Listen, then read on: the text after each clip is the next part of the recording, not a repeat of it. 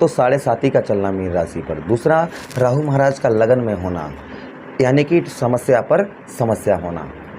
इस समस्या से आखिर कैसे बचा जाए और कब आप बच पाएंगे? ये जीवन में जो इस समय पर आपके जीवन में जो घटनाएं हो रही हैं, जो हर तरफ से हानियां ही हानियां हो रही हैं, इस पर रुकाव कैसे हो सकता है? और उसी के साथ ही साथ में आपको ये प्रोग्राम बड़ा ही मीन राशि जातकों के लिए बड़ा ही इंटरेस्टेड प्रोग्राम है, क्योंकि इस प्रोग्राम में आप समझ पाएंगे कि आखिर हम अपने जीवन को परिवर्तन कैसे कर सकते हैं और हमारा जीवन कब परिवर्तन होगा। इस बात पर हम विशेष चर्चा इसी प्रोग्राम में बहुत अच्छी तरीके से करेंगे। नमस्कार, मैं ज्योतिष आचार्य शिवराज शास्त्री आप लोगों का हार्दिक स्वागत कर रहा हूं। अगर आप इस प्रोग्राम को लगन पर देखेंगे अपनी, तो बहुत सटीकता रहेगी। अपनी चंद्र राशि पर देखेंगे तो बहुत सटीकता रहेगी। आपको दोनों चीज़ें नहीं पता, मेरी लगन क्या है, मेरी चंद्र राशि क्या है, तब वहाँ स्थिति में इस प्रोग्राम को आप नाम राशि पर देख सकते हैं। चलिए प्रोग्राम को प्रारंभ करते हैं और समझने का प्रयास करते हैं। राहु महाराज कब आपके लगन भाव पर आए, ध्यान से सुनिएगा। राहु लगन भाव पर है तो सप्तम भाव पर केतु महाराज भी बैठे हैं, ये मत भूलिएगा। अर्थात आपके दाम्पत्य वैवाहिक जीवन पर केतु महाराज का पहरा है। यही राहु देव महाराज 30 अक्टूबर 2023 को आपके कहाँ से, आपके धन भाव से निकलकर और आपके लगन भाव पर इनका प्रवेश हुआ। ये लगन क्या है? लगन हमारा सर है। ये जो सर है ऊपर का हिस्सा है। राहु क्या है? आदर्श ग्रह से हैं, छलिया ग्रह हैं, पापी ग्रह हैं, जो 99% अशुभ प्रभाव डालते हैं और 1% जो है शुभ प्रभाव डालते हैं। अब ये आपके जीवन को बदलेंगे कैसे और स्वयं ही आप बदल सकते हैं, तो सारी चर्चाएं इस प्रोग्राम में करेंगे। अगर आप अपनी कुंडली का विश्लेषण एनालाइज विस्तार पूर्वक अच्छी तरीके से करवाना चाहते हैं, तो हमारे दिए गए नंबर पर आप संपर्क करके अपनी कुंडली का विश्लेषण एनालाइज अच्छी तरीके से विस्तार पूर्वक करवा सकते हैं। चलिए प्रोग्राम को प्रारंभ करते हैं और समझने का प्रयास करते हैं कि आखिर हम अपने जीवन को बदल कैसे सकते हैं, क्या उपाय करें और कब हमारे जीवन पर बदलाव आएगा और हमें क्या करना होगा। मेन पॉइंट यही है कि हमें क्या करना होगा, इसी बात की चर्चा इस प्रोग्राम में करेंगे। राहु महाराज लगन भाव पर होने के कारण आपको बताते चलें, जो समस्या आपके साथ हो रही होंगी वह कहीं ना कहीं संदेही, इंसान को संदेही बनाता है। संदेही मतलब कि आप किसी के साथ मिलकर कार्य करते होंगे, या किसी के साथ आपकी लव लाइफ है, या दाम्पत्य वैवाहिक जीवन है, या कुछ भी कोई भी चीज़ है जो आप कर रहे हैं, अभी व्यवसाय आप कुछ भी है, तो संदेह बहुत ज़्यादा रहता होगा। पता नहीं क्या सोचता है, क्या सोचती है, या पता नहीं इस व्यवसाय में आ रहे क्या होगा। संदेह, इंसान को संदेह सबसे ज़्यादा परेशान करता है। यहाँ पर लगन भाव में क्या देते हैं इंसान को, क्योंकि माइंड पर अटैक करते हैं, बुद्धि पर अटैक करते हैं, तो संदेहहीन बना देते हैं इंसान को। तो आपको संदेह ज़्यादा किसी पर नहीं करना है। कोई भी जल्दबाजी में आकर एकदम से आप किसी पर इल्ज़ाम लगाना शुरू कर दिए, कष्ट परेशानी किसको होगी? आपको, क्योंकि सामने वाला व्यक्ति ठीक है और आपको संदेह है उस पर, तो आप उस पर एकदम से लड़ना झगड़ना शुरू कर दिया, तो उससे क्या होगा? आपको मानसिक असंतुष्टि आपकी होगी, और यही हो भी रहा होगा।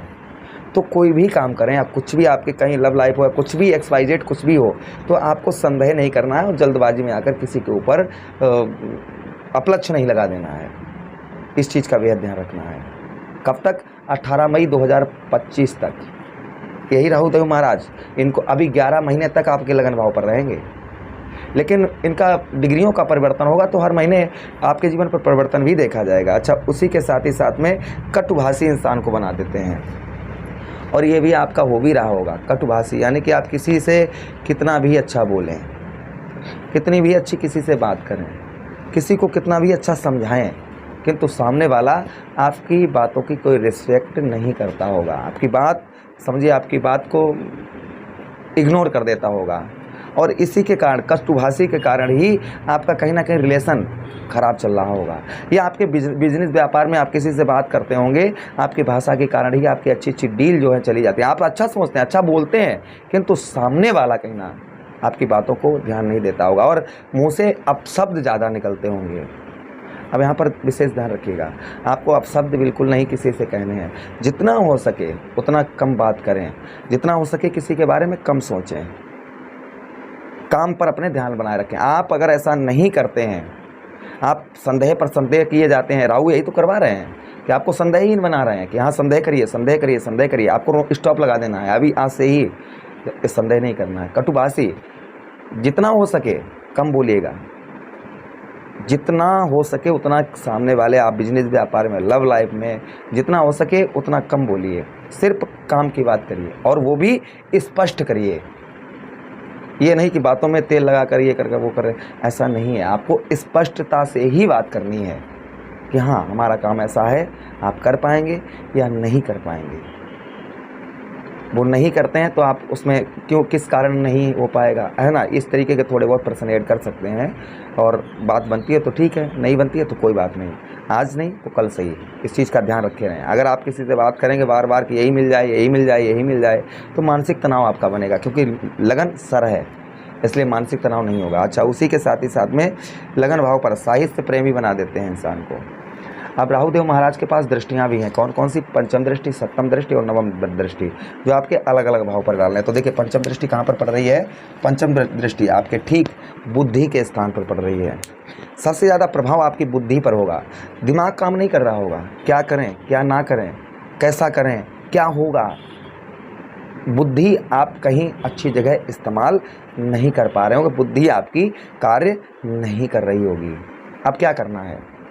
आपकी बुद्धि तो काम नहीं कर रही है, अब आप करना क्या है? आपको उच्च लोगों की सलाह लेनी है जो आपके हितकारी हों। ऐसा नहीं कि पीठ पीछे बार करने, आपके मुंह पर लोग आपकी तारीफ़ करते हैं, पीछे आपकी बुराई करते हैं, ऐसे लोगों से सलाह नहीं लेनी है। जैसे आपके माता पिता हो गए, है ना, ऐसे कुछ दोस्त भी होते हैं या मित्र भी होते हैं जो आपको हमेशा अच्छी राय देते हैं। तो कोई भी डिसीजन लीजिए, उन लोगों से राय लेकर ही कोई डिसीजन लीजिएगा, आपका अच्छा होगा। जल्दबाजी में कोई भी कार्य नहीं करना है। दूसरी चीज़, पंचम भाव लव लाइफ का भाव होता है इंसान के।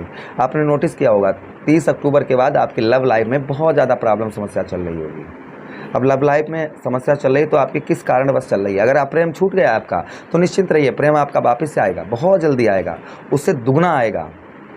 इसलिए एक व्यक्ति के पीछे मत भागिए, संसार बहुत बड़ा है, राहु यही करवा रहे हैं, उसी के पीछे भगवा रहे हैं आपको, उसी के पीछे चलिए।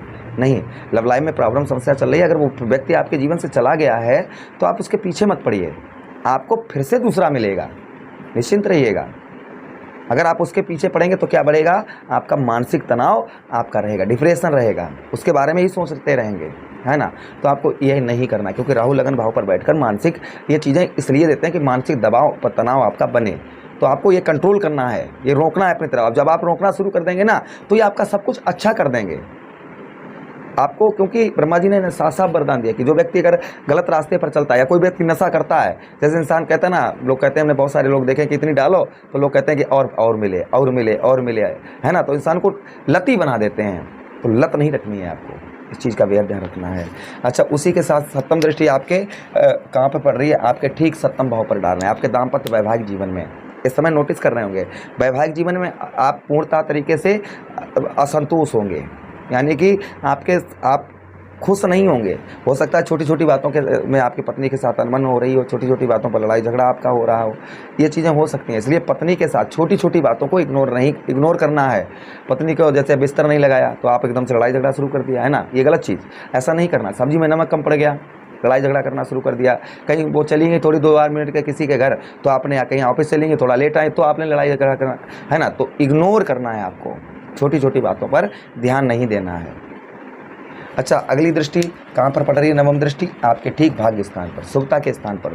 पूजा पाठ में मन बहुत कम लगता होगा, पूजा पाठ में मन बहुत कम लगता होगा, कोई शुभ कार्य नहीं आपके हो पा रहे होंगे, कोई धार्मिक यात्रा नहीं हो पा रही होगी। और भाग्य का साथ, क्योंकि नवम भाव हमारा भाग्य का स्थान होता है, तो भाग्य का भी साथ कम मिल रहा होगा। जितना हो सके धार्मिक यात्रा करिए। पूजा पाठ में मन नहीं लगता, ज़बरदस्ती लगाइए, क्योंकि पूजा पाठ करने से ही आपकी समस्याएं कहीं ना कहीं दूर होंगी, ये निश्चित है। क्योंकि मानसिक तनाव आपका दूर होगा ना तो आपका कार्य भी आगे बढ़ेगा। इसलिए जितना हो सके पूजा पाठ आप प्रतिदिन करिए। नॉन वेज, अल्कोहल, है ना, ये गलत चीज़ों का सेवन नहीं करिएगा, ये भी आपको यहाँ पर भी स्टॉप लगाना है। अच्छा, उसी के साथ ही साथ में आपके अष्टम भाव पर जो प्रभाव है, यहाँ पर इंसान शत्रुओं से घिरा रहता है, दुश्मन आपके, कहीं ना कहीं आपके दुश्मनों से अपने जो है आप घिरे रहते होंगे। इसलिए अपनी प्राइवेसी को छुपा कर रखें, अपनी छोटी छोटी बात को दिल में रखें, किसी के सामने जाहिर ना करें। चलिए रेमेडीज़ की बात करते हैं, क्या उपाय का। ये समस्या कहीं ना कहीं हर महीने आपकी कम होगी, जैसे राहु की डिग्री में परिवर्तन होगी राहु महाराज की, वैसे ही आपके जीवन पर भी परिवर्तन देखा जाएगा। चलिए रेमेडीज़ की बात करते हैं। 1 लोटा जल प्रतिदिन आपको शिवलिंग पर, सिद्ध शिवलिंग होना चाहिए, रोजाना चढ़ाइए। शनिवार के दिन काले और सफ़ेद तिल शिवलिंग पर चढ़ाइए। धतूरे का पुष्प मिल जाए या फल मिल जाए वो शिवलिंग पर चढ़ाइए। और शनिवार के दिन, ये शनिवार के दिन आपको धतूरे का पुष्प, काले सफ़ेद तिल, ये शनिवार के दिन चढ़ाने। रोजाना आपको जल आपको प्रतिदिन देना है। दूसरा उपाय ये है राहु महाराज के लिए कि आप मूली का दान करें। मूली का शनिवार के दिन आप दान करें, जिससे भी राहु महाराज प्रसन्न रहते हैं। उसी के साथ ही साथ काले कंबल का दान करें, वो भी कहाँ, शमशान घाट में, तो भी राहु प्रसन्न रहते हैं। और उपाय क्या है, कच्चा कोयला एक ऊनी कपड़े में, कपड़ा ऊनी काला हो या फिर नीला हो, उसमें आप बांधकर आप सर से एंटी क्लॉकवाइज अर्थात उल्टा घुमाकर आप जल में प्रभावित करें शनिवार के दिन, जिससे भी राहु महाराज का शुभ प्रभाव रहता है। आप जो उपाय अच्छा लगे आपको वो करना प्रारंभ कर दीजिए, सारी समस्याएं आपके जीवन से दूर हो जाएंगी। मुझे आदेश दीजिए, किसी अन्य प्रोग्राम में पुनः भेंट करते हैं। तब तक आप लोग अपना ख्याल रखिए। प्रेम से बोलिए कृष्ण कन्हैया लाल की जय।